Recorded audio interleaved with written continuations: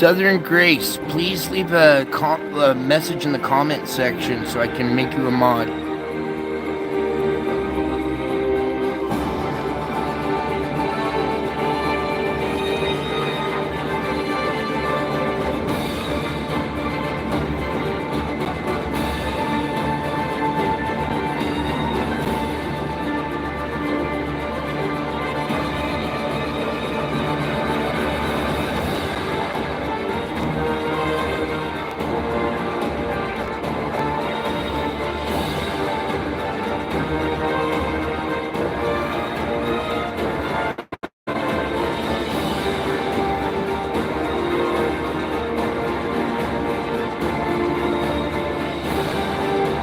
Film the hail, not the post.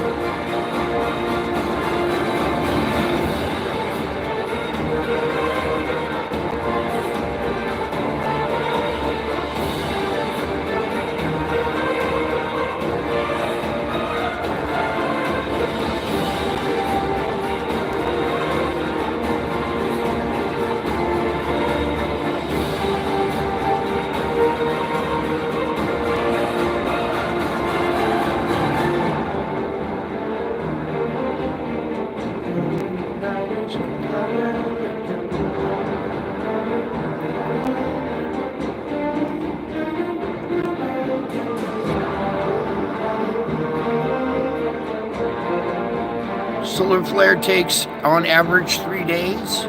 X flares can get here sooner than 3 days.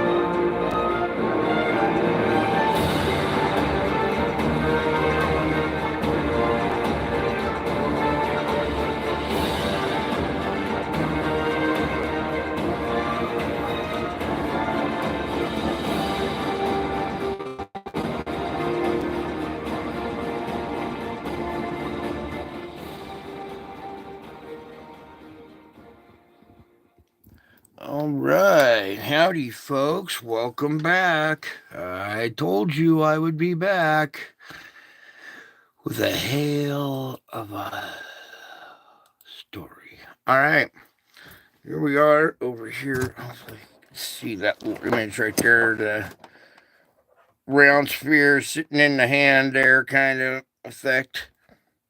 We'll get back to that in a minute here, but let me just zoom back out. That was our thumbnail there. Good capture of one of these objects with the plasma wrapped all the way around it. Okay, so first off, let's get started. This is May 14th, 2024, and while this thing is loading up, whoops, let's go the other direction.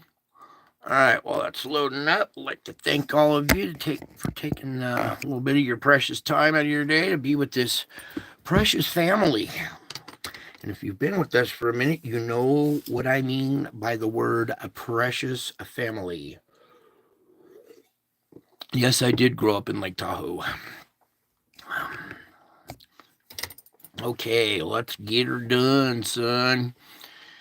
So I'll let that loop play. So much going on in today's loop. So a lot to go over. Plus, we had the biggest X flare of the cycle so far, an X 8.7. Okay, and I put a little alert up in the community when it first happened, and I couldn't wait to kind of get to the computer to report on it, but life, life gets in the way, and I'm sitting here watching everybody else get to report on it, and I'm last to get to it. So, anyways, we got to dissect it anyway, so let's just get into it here. Every chance I had to kind of break out a quick little one. Something else come up. All right, opening frame 024. May 14th, you can see we have our proton storm still underway at this stage. We have something sneaking out down here. We got another event going on up there, but this is just the little stuff. Okay, let that stuff kind of get through there, and then our first boom right there, and then here's that capture. Well, it was a frame back, but I should have maybe gone with this one a little bit better. You can see our spheroid object right here, plasma. It's latched onto the sun. It's dragging plasma out with it as it goes. Okay, so there's a good capture of our objects. Okay, one of many objects. Okay, there's people got all kinds of different names, Nibiru, Tiamat, whatever you want to call it, blah, blah, blah, blah. We all agree that there's something going on right there. There is some kind of round spherical object that is interacting with the sun. And this is a pretty cool shot because it looks like a hand holding it. And even the frame before does. Let's see if we can get that frame before. But the hand's going this way. And it's holding the sphere in the palm of its hand right there. Let's see if we can get in a little tighter on that shot. That looks pretty cool. We'll go one more. Then slide it over. There we go. Yeah, it almost looks like a flat hand, like out like this, holding the sphere in the palm. And then the next frame, right there. Okay, so obviously something going on there. There's another shot. Boom. And you can see how it's taken this plasma. The plasma is kind of attached to its magnetic field right there. As it pulls away from the sun, it takes plasma with it. All right, so now let's pull back some more and get into the other event on the other side over here. Okay, so we have another event going on this side. And let me scoot this over, slide it down, all these adjustments, but we got to get it. So boom, right here, you can see at this point, this big stretch, something big going on back in there. Also over here, you can see darkness in this area, something down in there, almost a shadow effect, something going on in there. As, ooh, right there. Hang on, let me go back one. Over on this side, you can see our little object right here. So there's another one that's buried kind of in the plasma on the right. But make out right there was one of them that's captured in this big spread. There seems to be maybe something bigger right here. Anyways, let me just pull back a little bit there. It was too close. Sometimes it helps to be a little further back, not too close to it. So then you can also see stuff going on over here. Meanwhile, a little dark patch right in there. See that round circular dark patch? Let me back up a little bit. So there was one in there. As the plasma kind of drapes away, it gets exposed as it's moving out. Then we have this big eruption up top.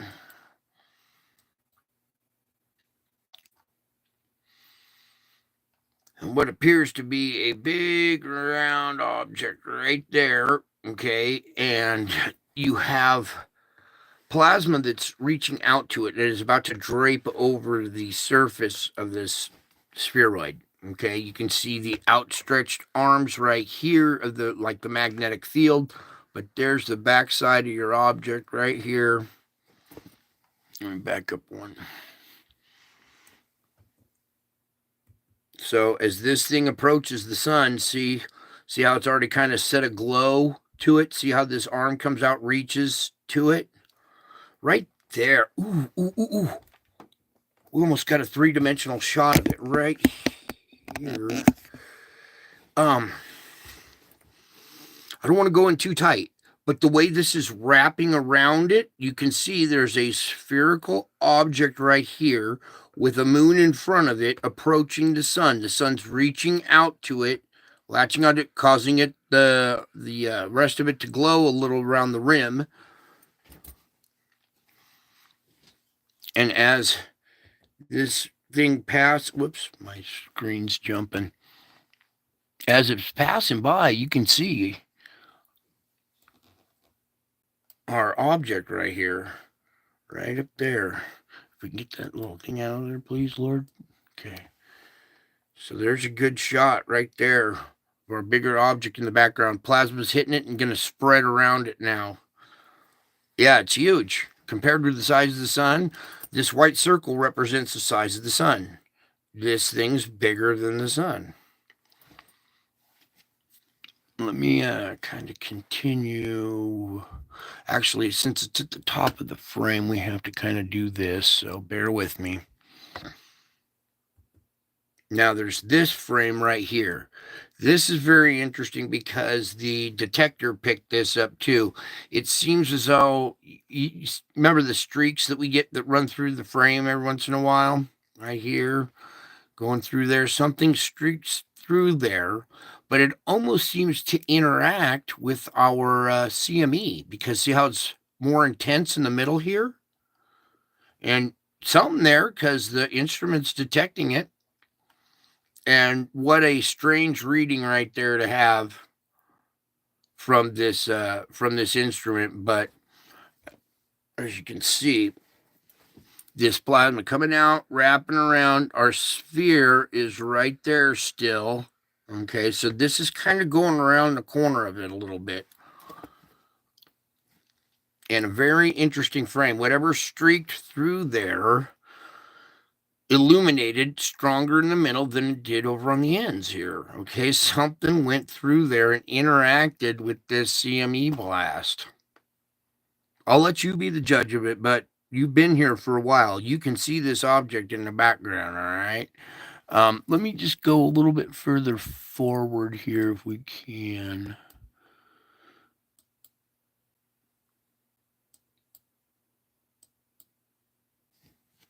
Yeah, the rest of it's kind of out of frame. So we just kind of finish off this series. Now we had another blast over here on this side too. So multiple. And here you can see a little clear object. Clearly you can see an object right here. Seems to have maybe another medium-sized one maybe behind it. We'll see. Yeah, because that kind of maintains its shape too. Look at how wide this blast radius is. There's some multiple or something else going on back in there.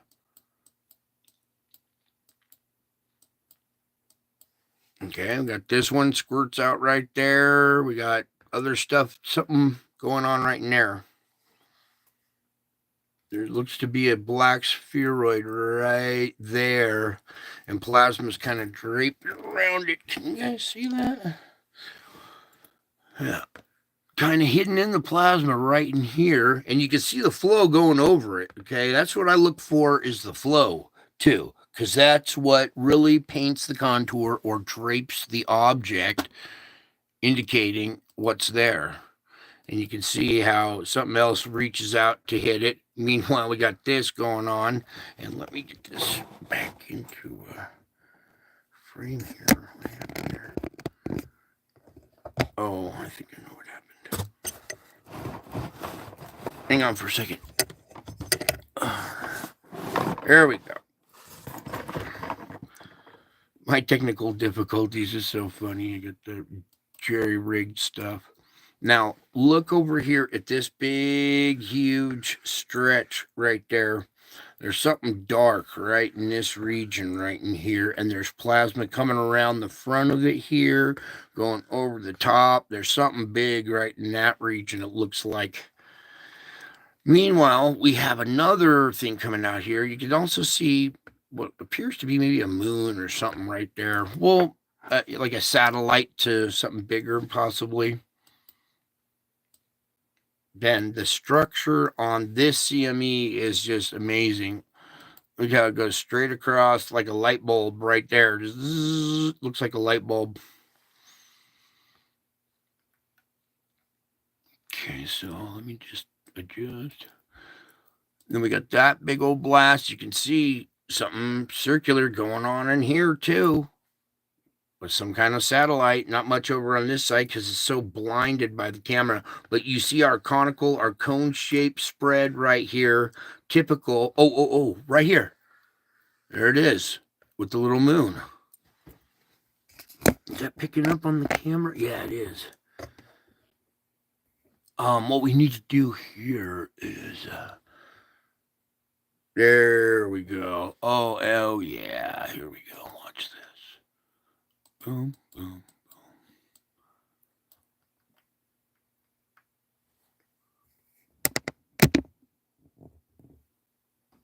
Wow. Okay, you can see the plasma coming out, addressing this bigger object in the background. Here's its little satellite, a cloud of plasma in between them. That shot's a little bit better further back, too. Let's go right. Well, how about there, I guess.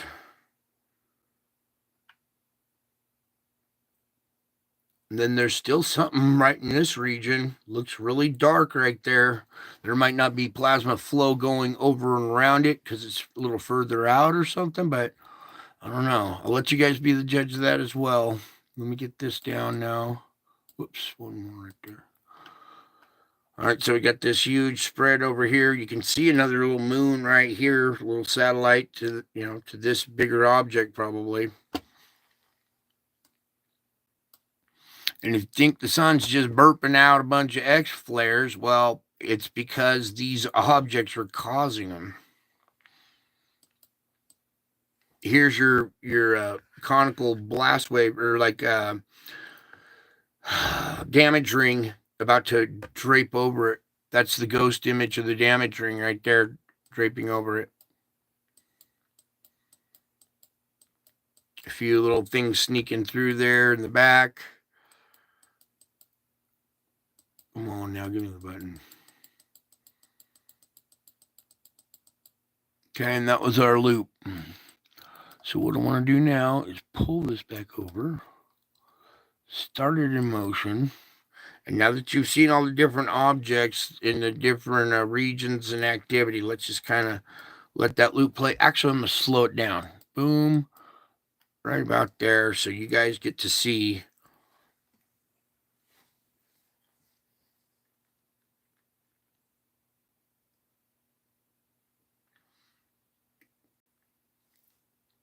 what today's activity was. Big old object right there with the moon.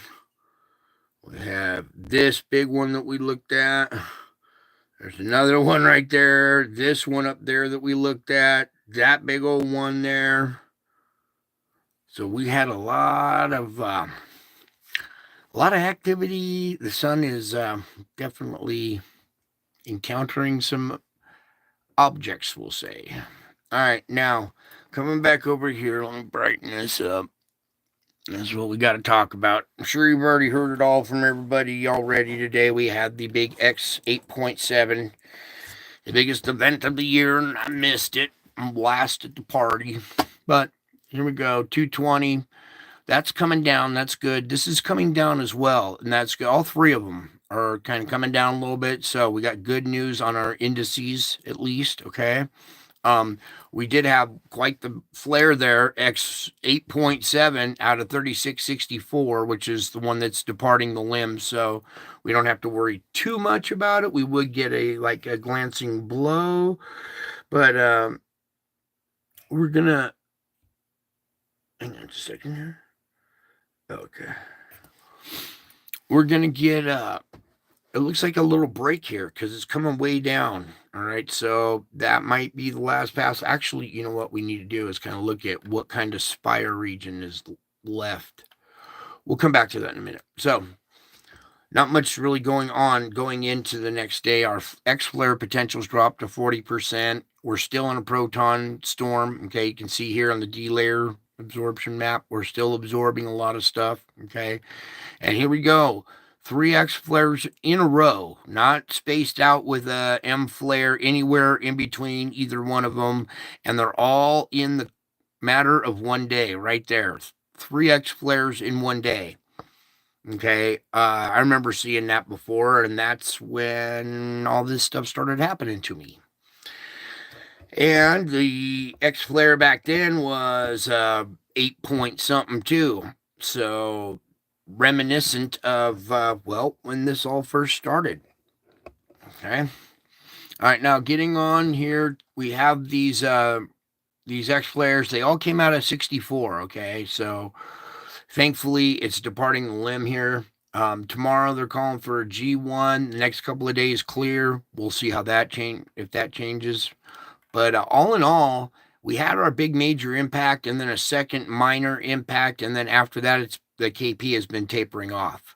So we did pretty well, except for the major impact at the beginning. But if we had like 2 or 3 of those in a row, we'd be in some very, very serious trouble. We got a lot of pressure built up already just because of the first one and the continuing proton storm as well. Okay, so we had the G5 and then a G2 the next or a couple days later.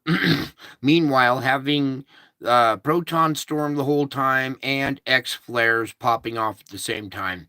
I went over to the D-Layer movie, the little movie, but the data's already escaped it. It's been too long since this event, and all the data's already off the tail end of it, because it refreshes every 5 minutes. All right, so our auroras are medium, so right now, not much to look at. Just take a peek. All right, no yellow in them yet, but we are semi taking a little bit. So fast solar wind. Okay, we'll get to that article in just a second. Let me open up the tracker here. Do some track-a-lacking. Oh, this one.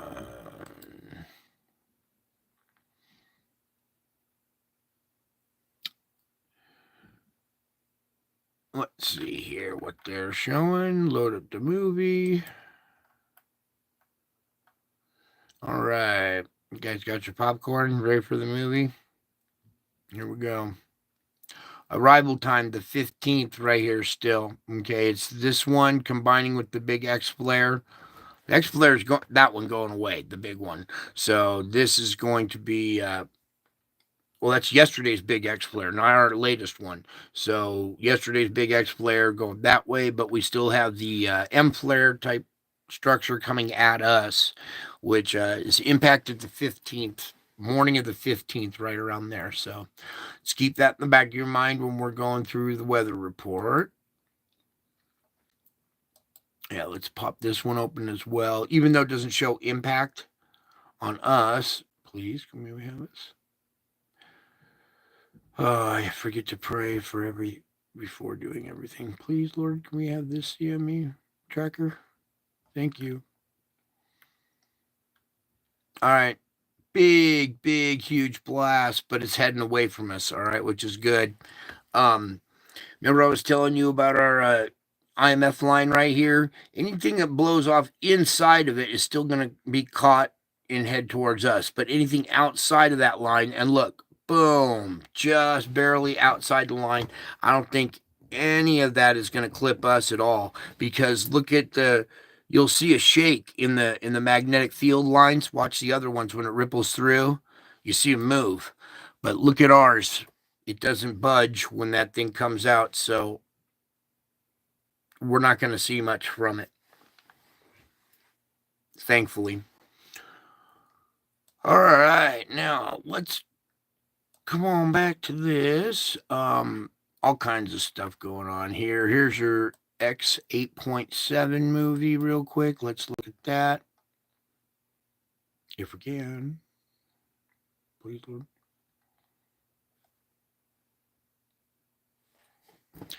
Yep. That's a pretty big X flare right there. Similar region too. Oh, this one went off at the same time. Now they're talking about sympathetic X flare or flares that touched each other. Well, it's hard to do when they're on both sides of the sun, and it's not that effect at all. It's because we had an object leaving here at the same time we had an object leaving there. And here's stereo A's. Oh yeah, that was all right. That was their quick little clip of it. Let's go up here and read their article. Very busy day on the sun. First off, the largest solar flare of the current solar cycle 25 and largest since 2017. That's the time I was referring to. Was observed departing 64 off the west limb. The X 8.7 event peaked at 1651, and the second event, an M 4.4 in the vicinity of a newly assigned AR 82, produced a more energetic and faster moving CME. The first CME associated with the X 8.7 flare should be heading well to the west and away from Earth. Yes, we just saw that. So the second CME with the 4.4 event so far appears to be heading to the east and also away from Earth, and our planet is dodging some plasma bullets today. Yes, we are. But we still had that one on the tracker that's due on the 15th that they didn't mention in there, but that's okay. We got that still. Interesting. Yeah, look like a pyramid right in there. Also, a filament located in the northeast quadrant erupted earlier today as well and produced a light bulb shaped CME. Remember the light bulb shaped CME? But we saw what was in there. So far, the blast appears to be headed mostly north of the sun-Earth line. A further update will be provided. Okay, so sunspots blowing stuff upward. So it's not a sunspot. It's obviously our object. We saw it.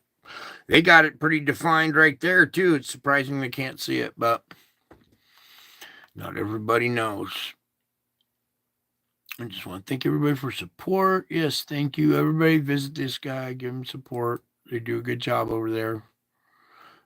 And over here as well. Geomagnetic Storm Watch, the G2, the big storm is over. Now for the little storm, forecasters say that the minor G1 to moderate G2 storm is possible on May 15th. And the glancing blow CME that we just saw, okay? The strongest solar flare of the current cycle yesterday was the 14th. 64 unleashed the strongest solar flare of the current cycle, the X87. Okay, and there it is. Everybody knows we had an X87. That's a big blast. Thank God that thing wasn't Earth facing. Thank God it didn't do it right when it was facing the Earth. All right, because the sunspot is behind the edge of the solar disk now, the flare was partially eclipsed. Whew. It was probably even stronger than it appeared. X 8.7 is almost certainly an underestimate of the flare's true strength. Yeah, because last time it was like an X10 in 2017. There are 3 of them in 2017, 3 in a row, just like today. All right, so auroras over the Grand Canyon. Brian Kimlowski, a solar storm is big when it produces aurora over the Grand Canyon. All right, dang, everybody got great shots except me. Oh, well. It was just the afterglow of an intense G5. Okay, enough of that. Let's get on over here to our to the Schumann. All right. So here we are grinding again. I told you when we get this energy and it finally reaches down to the deeper levels, down to the core, pressure builds up, and now our core and the shell, we're grinding. We did a little session right there, a little release of pressure. Something happened, volcano or something, but it built right back up. So another release. We came back to a little bit of normalcy, and then it built up again. And you see a release, and it gets weaker through this zone and builds up really strong, and then a release again. So we have these areas around the Earth, whether it's earthquakes or volcanoes, they're perforations in the crust that are relieving pressure. And you can see just as pressure built up and we started to squeal pretty good there, it gets released. And coming out the back end here, it looks like, let me just refresh. Yeah, that's our latest data. It looks like we're done grinding and kind of coming back to a little bit of normalcy there. So all kinds of great stuff. I bet you guys were feeling great today, up and down and up and down, and ears ringing and body aching and all kinds of confusion and dizziness. Anybody get any dizziness?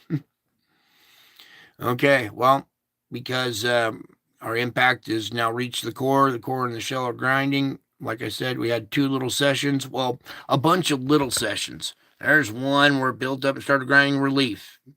Starts grinding again, relief. Grinds, relief. Each one, you can kind of, as you go through there, you can see pressure keeps building up and then relieving and building right back up and relieving. So we're taking on so much energy that we're right at the cusp of grinding. Now, what are we doing? Moving on over to here.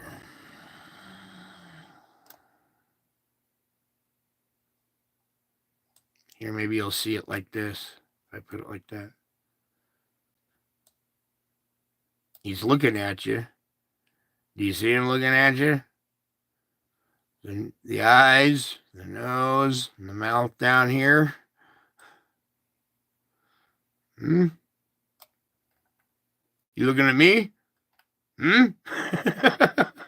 All right, that's what I thought. Now, let's get back to business here. This is our upper jet stream, all right? And you can see weird rotating effect, just this weird peel off right here coming down. Last night we saw spheres that are like changing direction of stuff and causing different like little areas to, you could see it was pulling away stuff last night. There seems to be something going weird there. Like right there.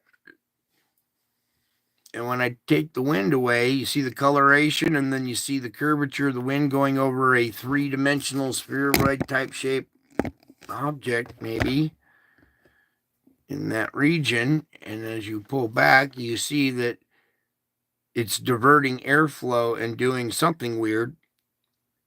Okay. So there's your upper jet stream for right now, coming way, look at this dip way down there, and then right back up to the Pacific Northwest right there, recycling back out into the Pacific. So we have this big rotation in the upper jet out off of the Pacific right there. Now let's get into our lower jet stream here. Okay. You can still see our storm coming in, or our lower jet still coming in for the northern Pacific Northwest. We have this flow down here. See how it's kind of blending back down, like almost steps coming back down to the south right here. So cold air is gradually stepping its way down, mixing with the warm, moist air over this region now, the south here. All right, so that's your lower jet stream. Now let me take you to the weather. All right, so big, huge storm out here on the coast, about to come on shore here. We still have this ribbon effect going way, bringing moisture way up into Canada up in here. Okay, so watch out way up here. You might get some storms up in Canada because moisture coming from the Gulf is getting funneled way up there. So that's your kind of weather, air pattern, flow, system current for right now. I got this big oscillating storm right here coming in. Another one out there. Now let's come on over to our sandstorm here. Particulates and sand. And as you can see, there's a big old arm flexing its muscle right there. You see that? It looks like a big old arm flexing its muscle. Now we put the winds back on. You can see it's taken all the sand, whipped it up. There's a crosswind coming this way, so it goes bam, slams together and gets sent back into the Mediterranean there. Meanwhile, a bunch of it is still blowing across the Atlantic and depositing here on South America, as well as getting caught up in the Caribbean and pulled up into America. All right, we had a little sand plume going on up there yesterday, but it kind of died out now. So sand from Africa is being spread all around the world. Okay. And doesn't that look funny? Doesn't that look like an arm flexing a muscle or something? So there's that huge sandstorm. We got this one in Saudi Arabia here, still continuing to go there. The one over the Gobi Desert here and off the Caspian Sea still going. So a lot of sandstorms and still nobody really reporting on this stuff unless it really hits a major city. But as you can see, there's some problems going on with the planet. That's it. Shouldn't be happening until the end of summer, and it's been going on since November of last year. So there's your sandstorm report. Let's get over to we'll do the chemicals first. SO2. SO2 report real quick. Okay, dropping in here. As you can see, we got a country divided, bleeding out on one side and clear and patchy on the other. All right, over here on the East Coast, you can see our flooding areas have shifted now. It was a lot in Texas and up through here. Now look, it's more over in this area. All this gray blotchiness is flooded areas that are keeping the gas from escaping from the ground. So as you can see, flooding has kind of clogged the pipes a little bit over there, but up above, it's still kind of pumping out. We have a lot of pressure right now. So look at Jamaica here. It's dark. Well, that's because they smoke so much. All right, down here. Here we go. Here's our fulcrum point. Pretty defined. The other ones, so-so. Nothing really too special. You can see it's nice and dark in there. So a lot of gas being pumped out of this region right now because of the pressure built up. Let's put them back on their daytime. Okay, you can see that they have some issues too. A lot of gas seeping out of the ground there. 3 good regions right there, and right there for China. You can see India's issues. Let's come on down to Java. You can see it's pumping along just fine, nice and dark purple.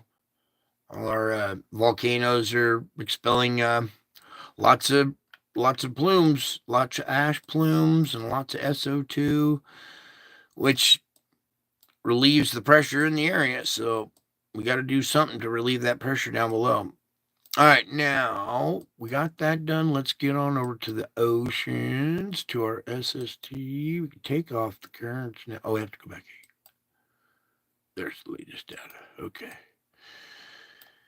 So last night we were talking about this ribbon going down the coast of Japan here, and I'm thinking, it's hot water from this region and it's flowing south that way, but it's not. We saw it was the currents. The currents are actually running this way, so we got hot water off the coast running hot water into another region that's producing hot water, and then that's pumping out through into here. Meanwhile, we have separate individual patches growing out here. This is Tamumasi. This is something brand new that's been growing for, the last month or so here. A little over a month it's been growing, but it's been, for the last month, it's been growing in intensity now and in size. Okay.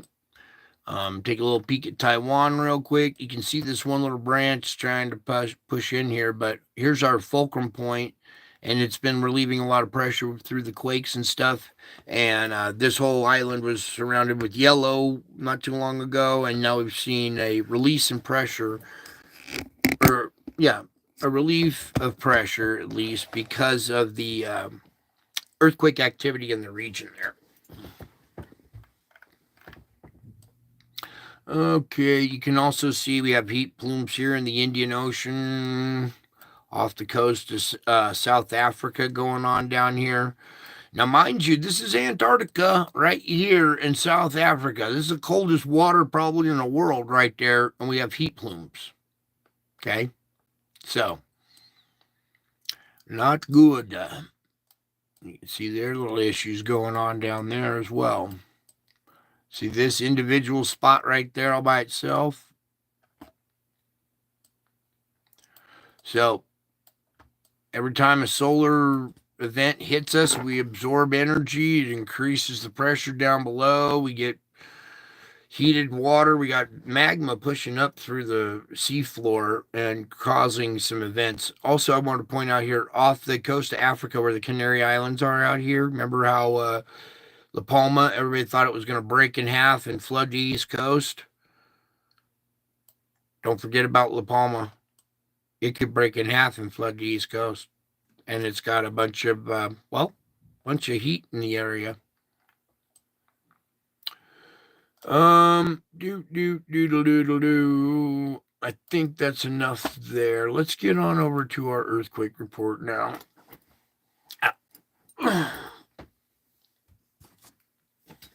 All right, here we go. So yesterday we had some deep activity here, indicating pressure had finally made it down to the deeper regions. We saw the relief of pressure down deep on the Schumann. So no deep quake really in that region, but let's see what we got going into the systems here. Mid-range 4 to depth of 10.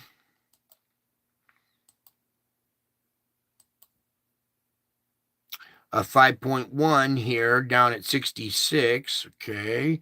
Then, whoops, you can see the pitch came in whoosh, right into the catcher's mitt right there. All right, strike one, and it's 4.4 down at 51. All right, so mid-range 4 to 5 energy shooting down that side of the system. Nothing down below there. Now going up into this side, into this system. Here at Vanuatu, we're starting to see this little weak spot act up again. And here's a 5 down at 138. Move up here a little bit. There's a 5.6 here at Papua New Guinea, and that's down at 109. So those aren't surface quakes. There's still activity coming up through the layers, and we're still getting mid-range 5s down at 109 there. And then let's continue on here. Here's a mid-range 4 down at 66 again. Another mid-range 4 down at 92. 5.1 at 28. That's almost there. That's not on the boundary. It's on an island. So that's not a surface quake relieving energy. There's something going on under that little spot right there. 5.1. I'll have to watch that region as a new relief valve, possibly. Okay, totally quiet around Japan, Taiwan, that whole region where all this hot water and stuff is pumping out. So it could be relieving some of the pressure in the region, and that's why we're not seeing anything there.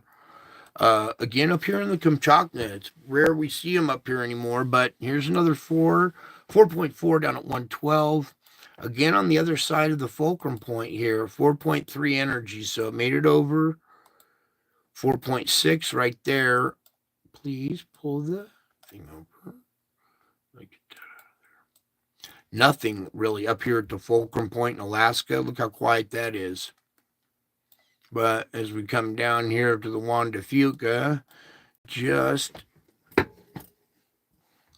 inside of our fulcrum point right here is a fresh quake right here, a 3.9 at Blue Lake, California.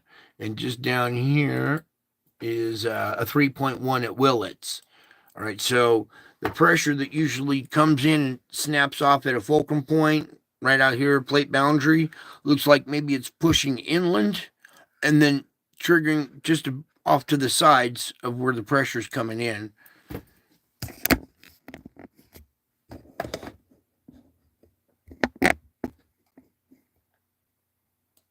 Yeah, there we go. Just like an arrow, this pressure's coming in this way, pushing on the land, and then it right there, a little double snap, because we're about to see maybe another quake out here off the Juan de Fuca fulcrum point right there, maybe similar magnitude. A 4 to mid-range 4 might go off right there. Very quiet all the way down the San Andreas. This little spot was our latest big quake in swarm area. We have a 3.3 down here and a 2.5. That's our new little weak spot that we'll have to watch as well. Okay, so creeping on down the fault line here. Nothing at the Cocos. Here's a kind of fulcrum point quake, but it's on the other fulcrum pointing that way. So 4.4 down at 17 there. Another 4.1, 4.3. Okay, good. So a lot of energy being distributed in this area, nice and evenly. Nothing too big, nothing too serious. It's good. Oh, some activity going on in the Caribbean now here. Just fresh is this one. 3.4 and a 3.3. What's this bigger quake back in here? They had a 5.6 here at Puerto Rico earlier today, hidden underneath all those other ones. Yeah, they had a mid-range 5 here. So activity's starting to pick up now here at this region with a bigger size magnitude quake and a couple of current ones. So just an area to kind of be alert here. They could be ready for a quake there. Down here as well, this is not very interesting, but fulcrum boundary plate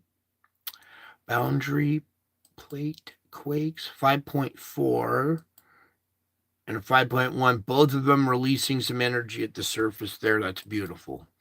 Much rather see, a bunch of mid-range 5s go off all through this and let off a bunch of pressure than having a big old event off the coast there. That's it for the quakes. Let's get on to, please, Lord, the volcano report. Let it load up. Oh, thank you. All right, so Ebico, ash advisory, 14,000 feet out of Ebico.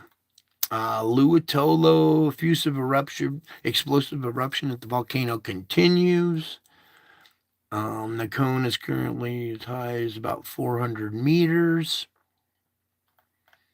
Semeru, 15,000 feet. Popocatépetl, 21,000 feet. Okay, they're getting higher and higher here. Fuego, 18,000 feet. Sabancaya, 25. Hey, 25,000 feet now. All right, let's get into the 14th. What was yesterday? What was today's now yesterday? And getting the wavy lines that bug me. Okay, let's get into it. Maybe later. Requejenas, the ground uplift persists. Okay, so watch out for more activity out of Requejenas. Ebico, that's the same 14,000 footer. Luitobi, 7,000 feet there. Here's the aerial photo of the lahar that was caused by Merapi. Okay, so now Luitolo, 7,000 foot blast. Semeru, 15,000 foot blast. Real quick, especially with Semeru here, having all these blasts, they create ash on the slopes. Ash lands on the slopes of these volcanoes. And with our weather producing a lot more rain now per storm, we're getting heavier amounts, percentages of rainfall. When it lands on a volcano, it creates these ash lahar type mudslides. Okay, so this is just an indicator of things to come, especially like watch around Semeru, all these ones that are always currently active and are just blowing, big blast after blast. Those are the ones that have the potential. So Semeru, watch that. It's got a 15,000. So here's Merapi. This is the one that did it. It's right over across the island, on a different island across the way from Semeru here. And this is the one killed 37 people now. because a monsoon triggered the lahars, the mud flows that killed 37. All right, Ruang still venting. Okay, Popocatépetl, 20,000.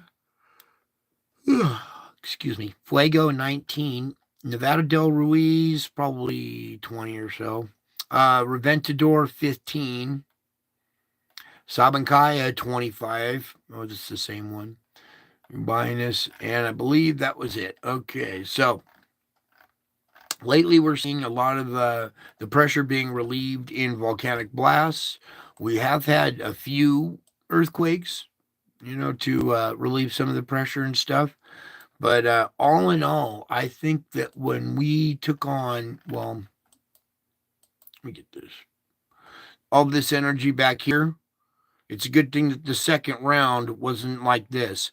We're still going to have to deal with this. When we look at the cape or the D-layer absorption, we're still under magnetic grip, all right, which is kind of sustaining things or holding things tight. Imagine if you had the overcooked egg that's about to kind of explode from the inside out, but it's inside your hand and you're squeezing down on it to keep it from exploding outwardly, right? So there's an outside force kind of seems to have a grip, a magnetic grip, kind of locking our earthquake activity to a certain level and mainly at boundary plate, and fulcrum points. So there was that. Now let's get on to the forecast here. And while that's loading up, I can get rid of this and get rid of that.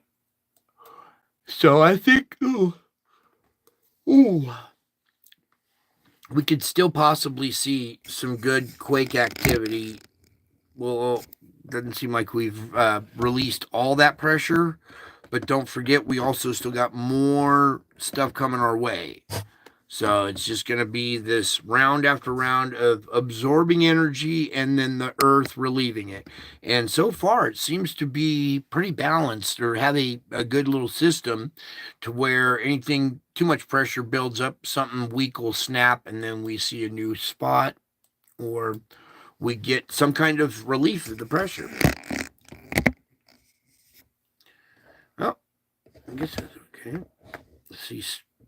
Little tiny wavy lines on my side, but hopefully it doesn't come out too bad. All right, let's get it just right. So you saw the little loop play. Let's just kind of get into it for right now. This is the nighttime of the 14th. Now remember, we got energy coming in on the 15th.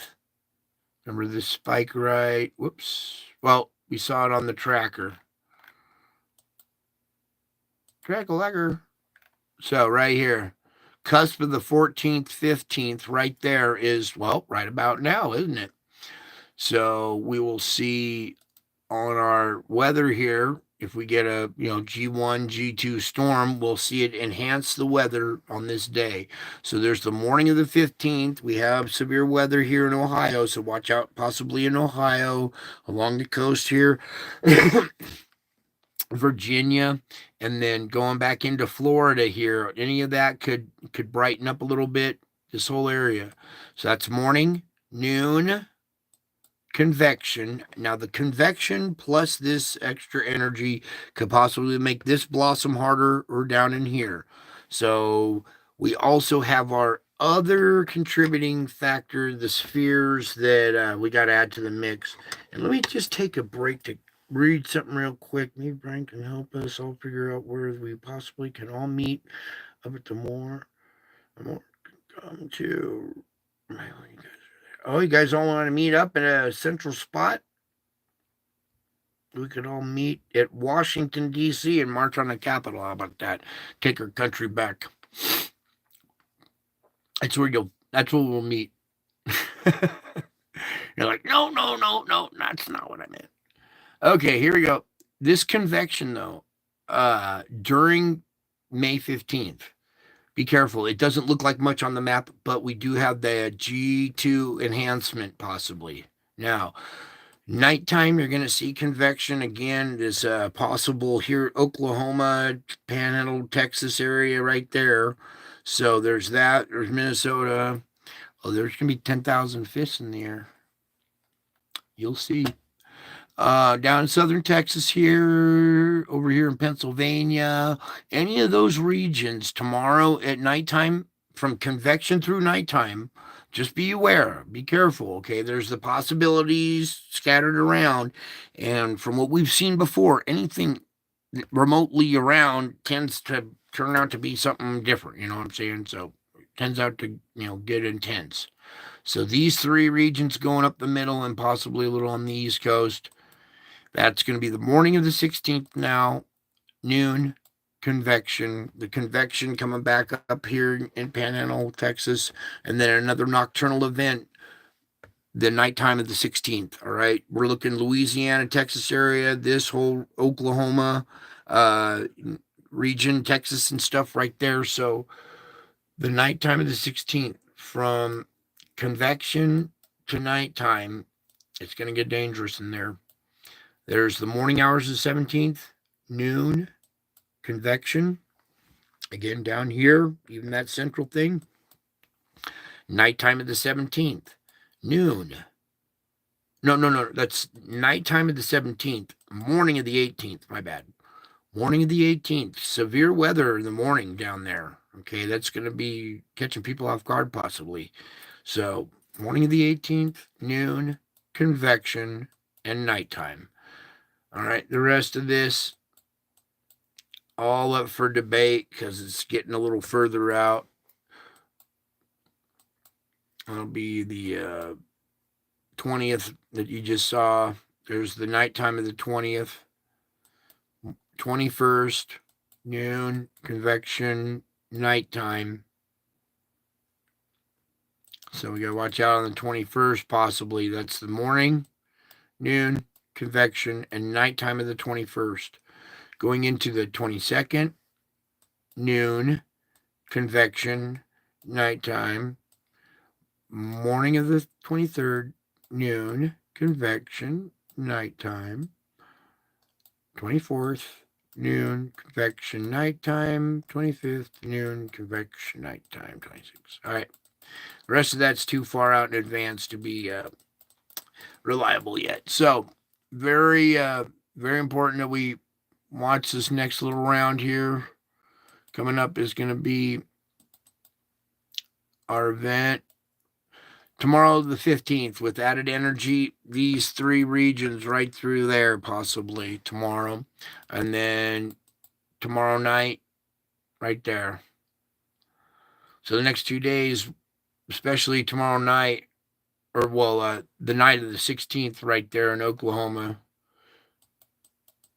And after that, this event around the 18th. Morning of the 18th. Yeah. And that's about it for the weather right there. Everything after that is kind of will change. So there's your science, your solar, space weather, astrophysics, earthquakes, and volcano geophysics report. And now everybody get ready for the metaphysics and the relaxing part.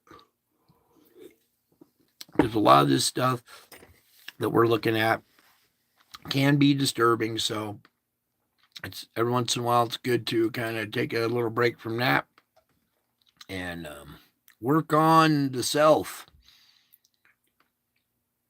I know some people that have been working their steps and they're like, what? I didn't know this was how it works. And you're finding relief in your life.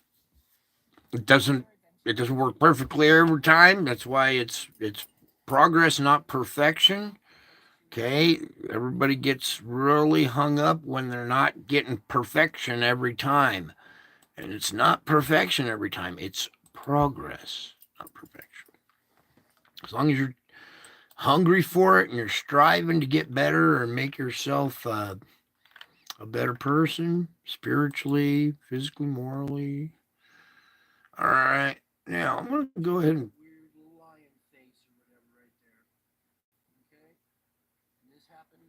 play this part. Looks like we got our regular crowd, but Welcome back. So I know there's a lot of play activity that for a going second on here. the sun, but I really don't feel like reporting on that stuff right now.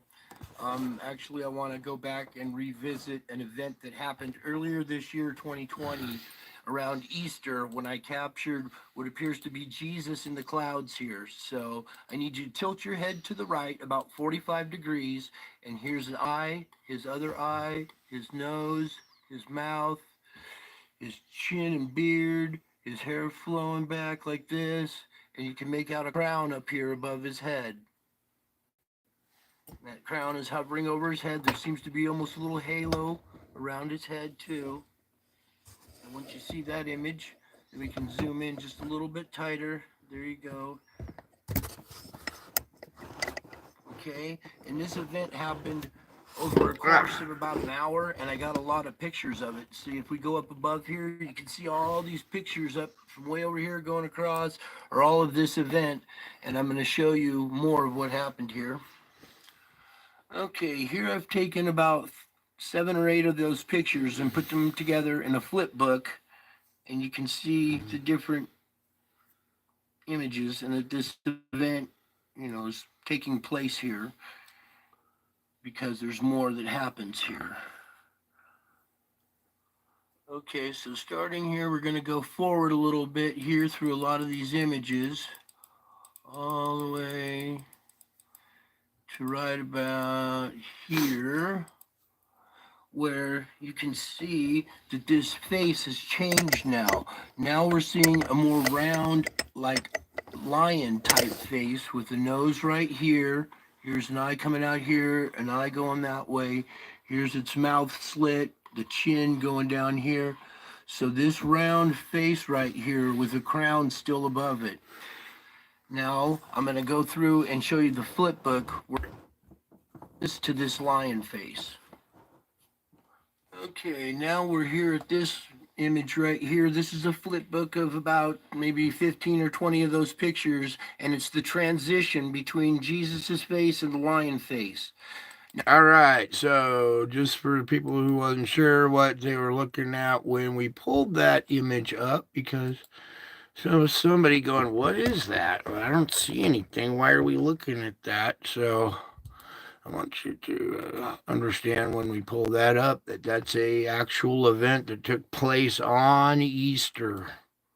It's a 2,000-year-old prophecy come true. He said, when you see this and you see this happening, look up. You will see me coming in the clouds. So I looked up, and there it is. I captured it just for your. It's a gift for you guys, so you know that. Well, all this is for a reason. Your life isn't meaningless. It's all a battle. It's all for a reason. Now let's get also. What was this one? 328. Oh, it's gone now. Dang. Too bad it had a cool looking lion face in it. Let's pull up that one. What are the top 3 foods that can help alleviate arthritis? Skipping an ad. Will that help relieve it? Yes. Now I feel better. Get that out of there. All right. And then there's my face out by the moon. Interesting. And what else can we pull up? The other one. That one? Oh, yeah. That's what we're doing. Let's see what you're going. All right. So, again, with this one, it's important, you guys. So, I'm capturing these faces in the clouds, right? I captured my own face one day, and I'm like, what? What's going on? Why is it doing my face?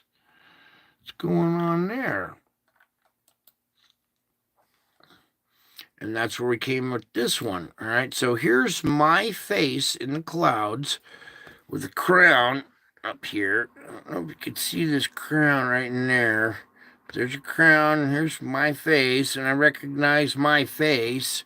I mean, most people look in the mirror every once in a while, like if they're getting ready in the morning or something, and you recognize your own face, right? So I get a little weird when I see my own face showing up in the clouds. And then we look back behind it, and you can see it's Jesus pulling open his shirt. His heart's radiating out these waves, and those electromagnetic waves coming from his heart are manipulating the clouds, making this face.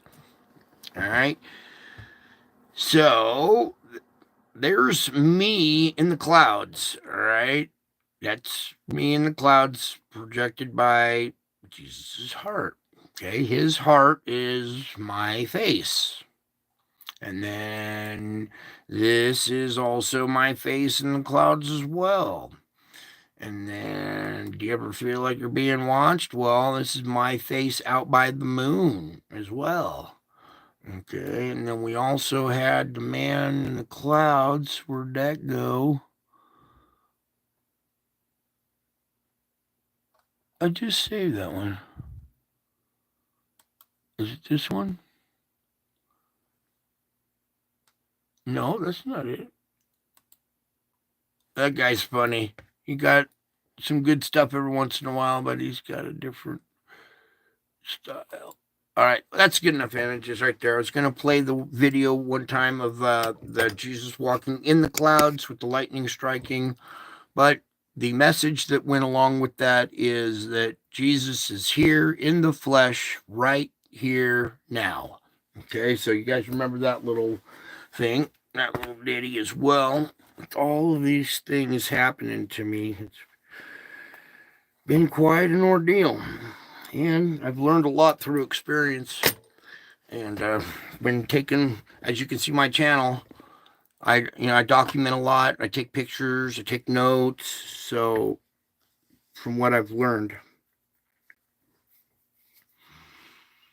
So, when you're looking at that, actually, it's better to look at this. You see me. You see Jesus back here opening up his shirt. I'm going to leave it at this angle right here so you can see the whole thing a little bit better. All right, you see my face with the crown there too. Take a couple of deep breaths all the way in. Get in your comfortable spot, spot that you do this part with. Okay, take one more deep breath and rest in my presence when you need refreshment. Resting is not necessarily idleness, as people often perceive it. When you relax in my company, you are demonstrating trust in me. Trust is a rich word, laden with meaning and direction for your life. I want you to lean on, trust, and be confident in me. When you lean on me for support, I delight in your trusting confidence. Many people turn away from me when they're exhausted. They associate me with duty and diligence, so they try to hide from my presence when they need a break from work. And that saddens me. But as I spoke through the prophet Isaiah, in returning to me and resting in me, you shall be saved. And in quietness and trust shall be your strength. You guys finding your strength now through this quiet time, this trust with me, this peace? Are you finding freedom from it?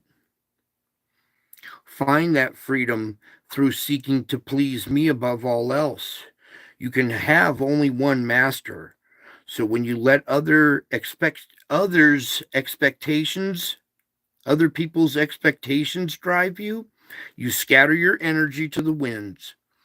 Okay, I got caught up in that one again myself today because I love people, and I strive to make them happy, and I let their expectations end up driving me. And sometimes it doesn't work out, and all that energy is just scattered to the wind.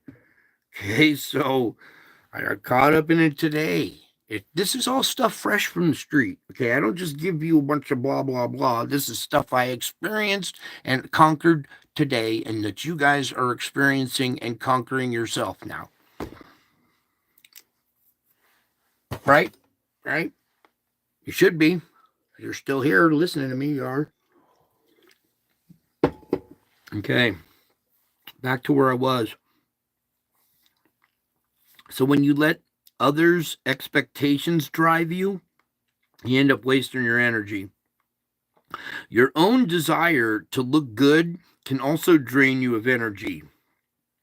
Okay, sometimes you're doing it to look good in front of that other person, or to impress them, or keep them happy, appease them, and you have a desire to do that. That's good. You have a desire to want to help people and appease them, but don't let their expectations, not yours, don't let other people's expectations be what drives you, okay? And don't let your desire to impress them, look good, soothe them, don't make that your desire, because that'll drain your energy also. I'm just now doing my salvage work as we speak on that very issue that I experienced today. And one way of working through it for me is to take what I have learned, apply it, and hand it to somebody at the same time while I'm working on it. So that desire to please others will drain your energy.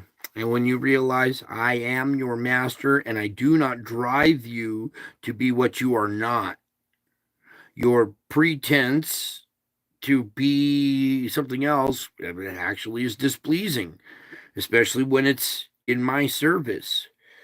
So concentrate on staying close to me at all times, because it is possible to be inauthentic while you are focusing on it's impossible. Not it is possible. It is impossible to be inauthentic while you are focusing on me. Okay? You're going to be authentic when you're focusing on me, because it's impossible to be inauthentic when you're focusing on me. What's the other side?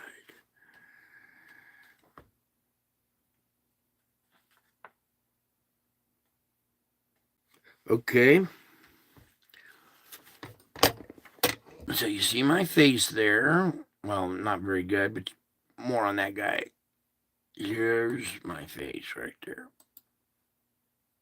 That's like my senior year, what I looked like when I was maybe in my 20s or 18 or 19.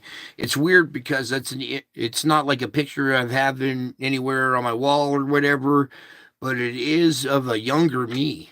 It's odd. So I was telling you, it's impossible to be inauthentic when you're focusing on my presence. So seek my face, and you will find that all you have longed for. So seek my face. When you find it, you found all that you have longed for.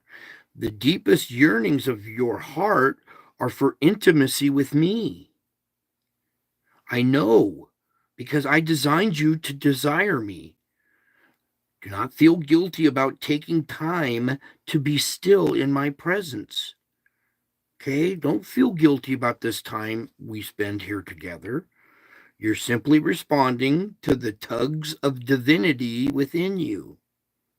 I made you in my image, and I have hid heaven in your heart. Okay?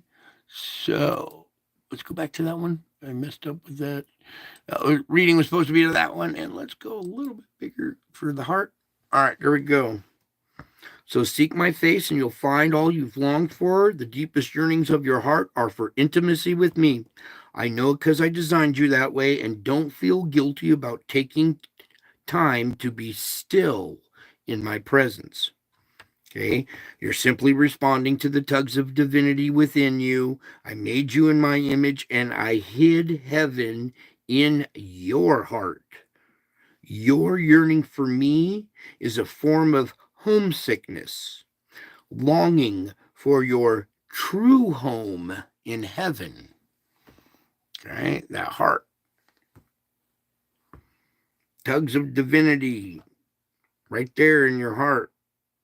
I've hidden heaven right here in your heart. My heart is heaven and it's hidden in yours.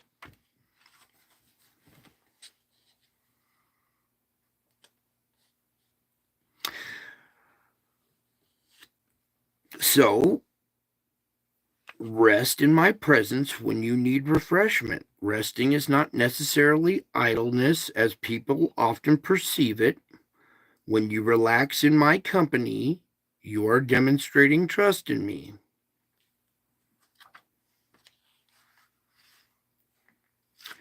Bring me all your feelings, even the ones you wish you didn't have. Okay? Especially the feelings you wish you didn't have. It's easy to bring me the feelings that you're happy you have.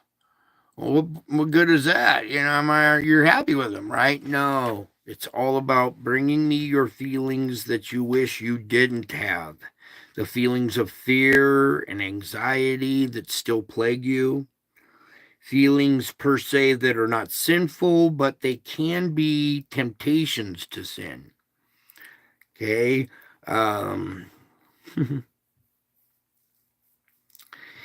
Looking over at the war and everything that's going on over there and the way the media portrays it, I wrote down blazing missiles of fear fly at you night and day, don't they? Blazing missiles of fear fly at you day and night. And I wrote this 6 years ago. And now it's true today, huh? Blazing missiles of fear fly at you day and night. These attacks from the evil one come at you relentlessly. They use your when that happens, when you realize that you're getting attacked by the evil one and it comes at you relentlessly, use your shield of faith to extinguish those flaming arrows. Affirm your trust in me, regardless of how you feel. And if you persist, your feelings will eventually fall in line with your faith.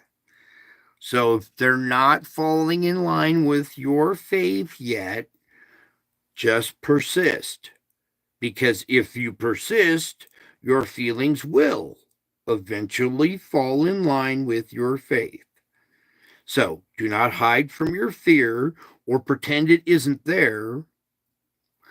Anxiety that you hide in the recesses of your heart will give birth to fear and will give birth to the fear of fear. How many of you have fear of fear? You're just worried about getting scared. You're already fearful of being scared, right? So you're getting that. You give birth to this fear of fear itself. And if you remember, I think it was Eisenhower. No, it was one of our presidents. It was, come on now. He said we have nothing to fear but fear itself, and it's escaping me. And how true that is, because you really do give birth to fears. They're irrational. You dwell on them, and that fear is a fear of fear. And let me tell you what fear is. The word fear, F-E-A-R, is false evidence appearing real. When you see the media and you see these blazing missiles of fear that are flying at you day and night, it's false evidence appearing real. This is real evidence. This is real. Appearing false, but that is real. So that's where you should have your pretenses and stuff. Okay, not be afraid of stuff that's just not true. And all these imaginative things we build up in our mind. Okay, so do not hide your fear or pretend it isn't there. And the anxiety you hide in the recesses of your heart, anxiety in your heart will give birth to the fear of fear. And it's a monstrous stepchild. It brings your anxieties out into, no. So when that happens, when you see this fear of fear, this monstrous stepchild, bring your anxieties out into the light of my presence right here, right now. Bring out those fears to me right here and now, where we can deal with them together. Concentrate on trusting me. Look, see this? Concentrate on trusting me. When you concentrate on that, your fear disappears. It should. Because you have nothing to fear from me. Right here. So through my experiences, I've had, well, let's just say I had a near-death experience and came back to be resuscitated. Okay, so I'm lucky to be alive and I'm very thankful. But that fear of death is now gone. Okay, so the real fear that we truly fear isn't death. It's the pain that might be associated that comes along with it, right? Because we see this and we know we're going to move on. So it's not death that we're afraid of. It's the pain that we might experience in the process. Now, if you experience pain and you dread it, well, then you have something to fear. But if you have learned to accept your pain, embrace your pain, and by that I mean look at it as a spiritual badge of courage. Every little moment of pain that you endure and you keep going forward makes you stronger, okay? So through pain, through that, you grow.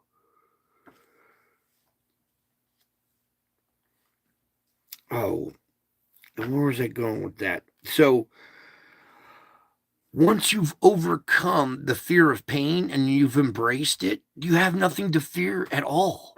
Okay, fear is gone. Some big old monster come up to you and you're like, oh, what are you gonna do? Kill me and send me to paradise? Well, okay, then that's not gonna work out. Oh, is it gonna hurt? Well, nothing compared to my shattered body that I'm glad to have. So any pain you inflict on me is gonna be a pleasure. So, now what? If you look at pain as a pleasure, as a test, all of a sudden it loses a lot of its power over you. Okay? It still hurts, but it loses a lot of power over you and the anxieties that brings as well. So embrace your pain because that's the pain that you fear, and fear is false evidence appearing real. So quit worrying about your pain, quit fighting your pain, embrace it, embrace your fear, and brings your anxieties out into the light of my presence where we just dealt with them just now. Okay, now concentrating on trusting me, and fearfulness will gradually lose its foothold within you. Within you. Fear within you. Fear isn't all around you, it's inside your head. So concentrate on this foundation, concentrate on trusting me, and your fear will gradually lose its power, its foothold within your mind.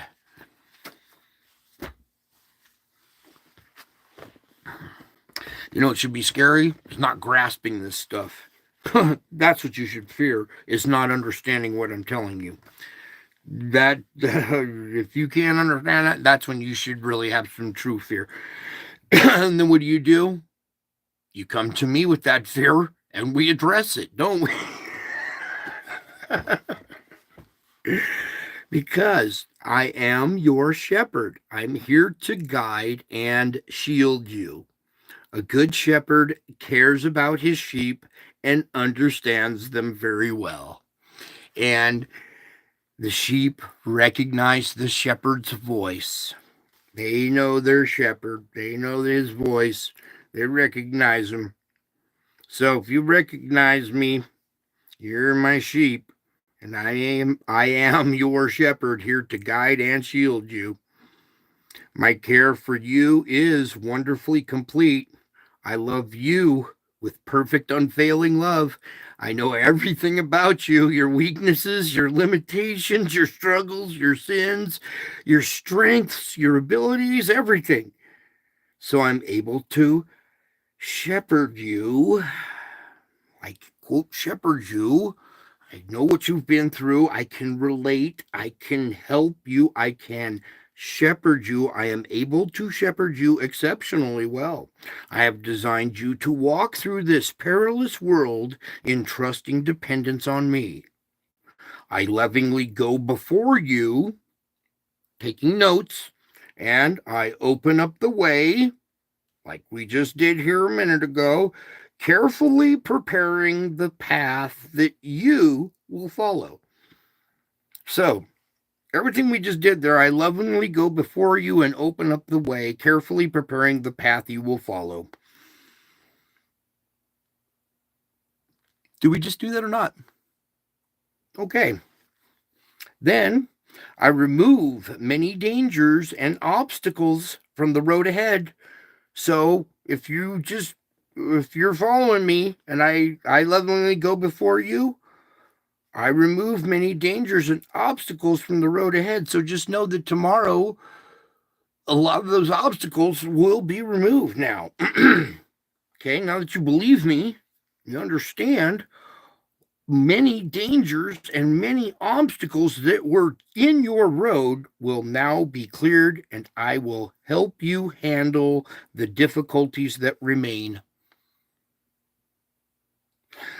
So, even when you walk through the darkest valley, you need not be afraid, for I am close beside you. Enjoy my nearness and communicate with me. I will guide you carefully through each day and all of your days.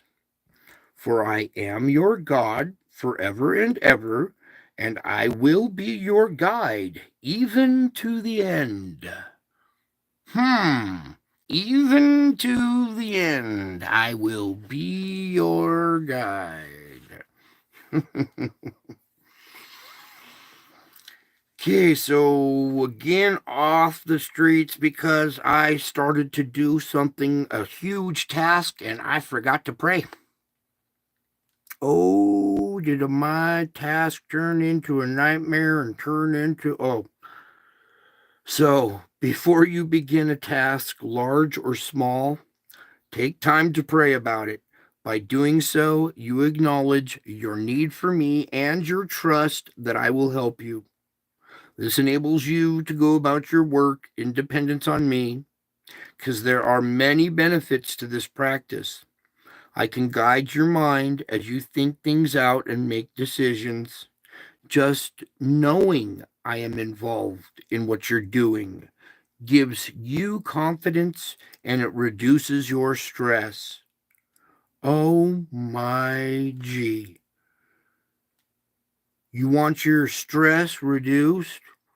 You want to have confidence? Well, just knowing that I am involved in what you're doing, that's what gives you confidence. And when you know that I'm helping, it reduces your stress, doesn't it? It should. So, if that's the case and you're getting your stress reduced and you're feeling a little more confident, it's wise to thank me often for my help and to keep asking me to guide you along the best pathway.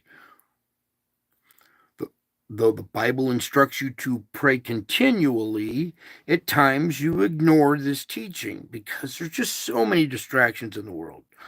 So when you're feeling rushed and you find it hard to slow down enough to seek my perspective on the work at hand, that's what I have to do all the time.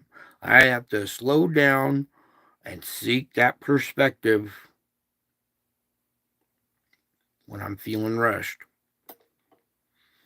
So that's what I was feeling rushed today. I didn't pray before I went, and it turned into a big nightmare. And if I'd have just prayed before I began that task, all of that would have been a lot smoother. And I forgot I was rushed. I was not seeing things from my perspective, and I was stuck in the physical world. I had to slow down and seek from his perspective the work at hand. So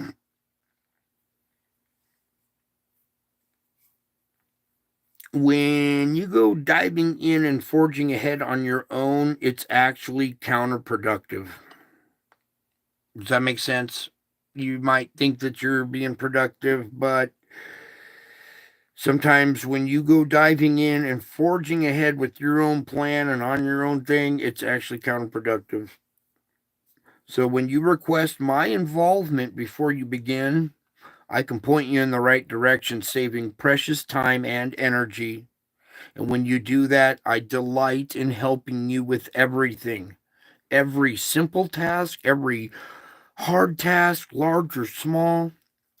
I delight in helping you with everything because you are my beloved. Whew. All right, I think that might be it for tonight. We didn't have no notes or nothing. So yeah, everybody keep your eye on the sun. It's getting a little active, and we still had some of those spires left to go. Ooh, forgive me, I'm exhausted tonight. I'm just didn't get enough rest, but I'm so thankful for you guys, and hopefully you're thankful for this gift here. It's more than just the knowledge of knowing that this is happening. You also have the gift of seeing now as well. Seeing what to look for in your clouds, recognizing, oh, there's activity in the clouds, and now I know what to look for. Okay, so not only is this a gift for hope and strength and peace, but it is also the gift of seeing. And once you see, you might just get that gift of hearing as well. And those who see and hear are truly blessed. And those who share this gift are truly blessed, as well as the people that receive it. So don't forget to share. I love you all. I miss you all. God bless you all. And until my next show, I will be back. I am already back. And I'm soon to come. Love you all. Bye.